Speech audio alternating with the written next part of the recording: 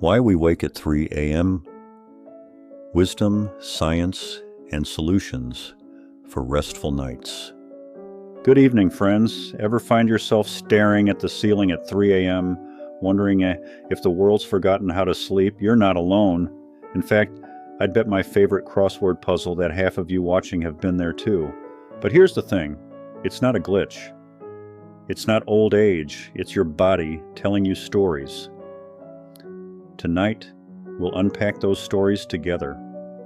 Let's turn frustration into understanding, and maybe even a little peace.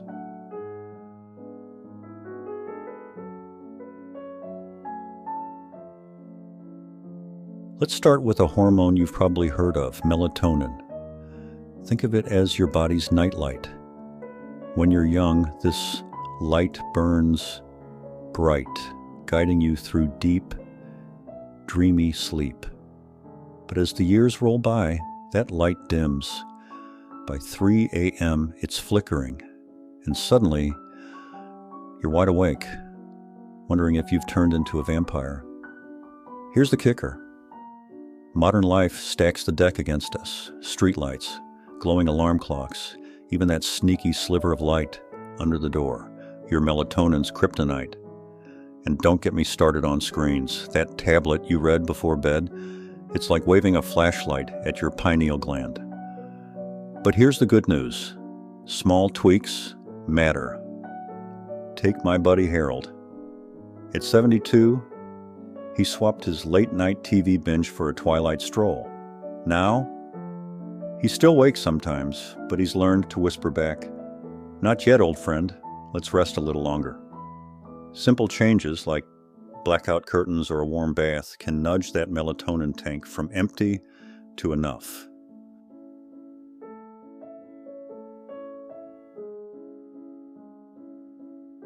Ever notice how retirement communities are buzzing at dawn? It's not just the early bird specials. Your internal clock shifts forward as you age, like a time machine set to grandpa mode. You're snoozing by 9 p.m., up at 3 a.m., and suddenly you're the only one applauding the sunrise.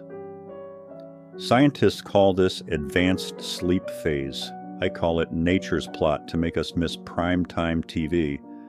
But here's the twist. It's not a flaw. Your body isn't broken, it's adapted. Centuries ago, elders waking early kept watch while the young slept. You're not losing sleep. You're inheriting a vigil. My neighbor Margaret, 78, leaned into this. She hosts sunrise coffee chats on her porch. By 5 a.m., she's traded tossing and turning for laughter and stories.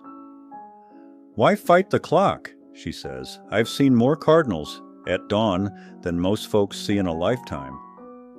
So, if your rhythm's shifted, ask yourself, what beauty might I find in these quiet hours?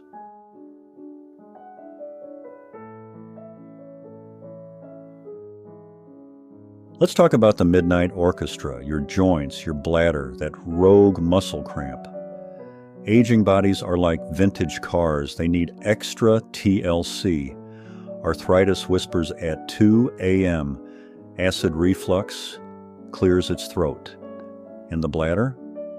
Well, let's just say it becomes very opinionated about bedtime tea. But here's what doctors don't always tell you. These aren't just old age nuisances. They're Morse code from your body. A midnight bathroom trip. Maybe your kidneys are hinting, ease up on the salt. That stiff knee, it's nudging you toward gentle stretches. Take my sister-in-law, Ethel.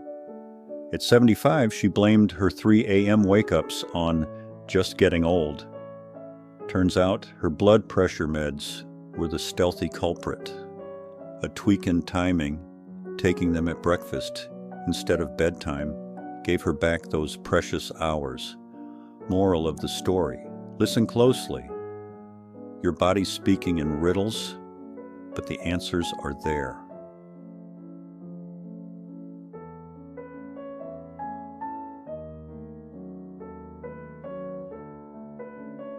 Remember when life was a whirlwind? Kids, careers, chaos.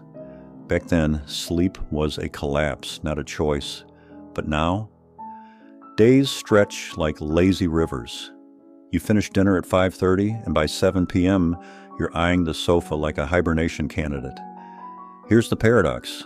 Calm days can steal nighttime rest. Without the noise of work or family, your body defaults to early to bed, early to rise. And let's be honest, after 70 years, routines stick like gravy on a good roast. My pal Walter fought this with what I call structured spontaneity. He gardens at noon, takes a watercolor class at 3 p.m., and yes, gasp, eats dessert first sometimes. By sprinkling his day with little adventures, his sleep stretched like taffy. Turns out, he told me, my body just needed a reason to stay awake.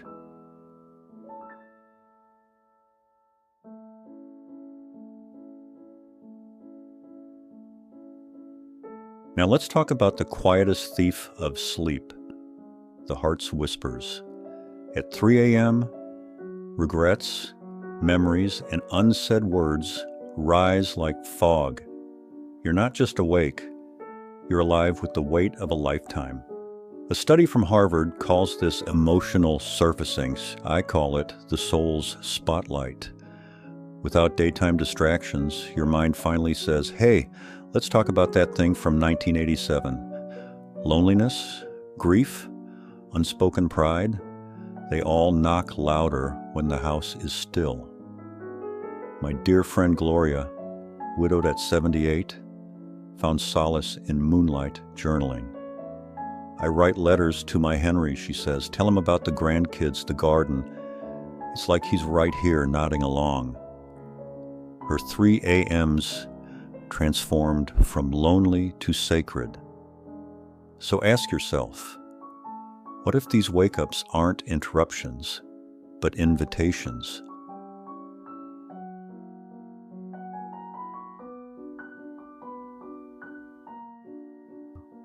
So, friends, the next time 3 a.m. finds you, remember, you're not broken.